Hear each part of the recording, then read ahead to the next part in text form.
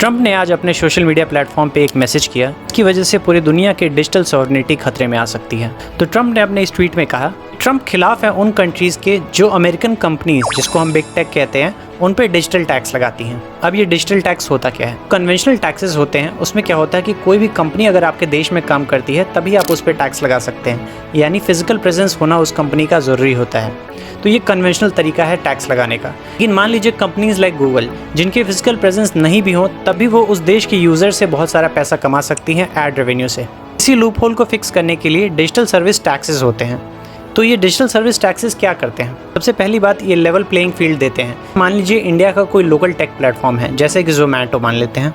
जोमेटो को तो पे करना पड़ेगा टैक्सेस, लेकिन गूगल को नहीं पे करना पड़ेगा क्योंकि गूगल की फिजिकल प्रेजेंस नहीं है। वैसे इंडिया में है, लेकिन मैं एग्जांपल दे रहा हूँ। उनका ये कहना है कि ये जितनी भी कंट्रीज़ हैं जिन्होंने हमारे बिग टेक पे डिजिटल सर्विस टैक्स लगाया है, ये एक तरह का प्रोटेक्शनिज्म है। यही सारी कंट्रीज़ चाइना के बिग टेक पे ऐसा कोई भी टैक्स नहीं लगा रही।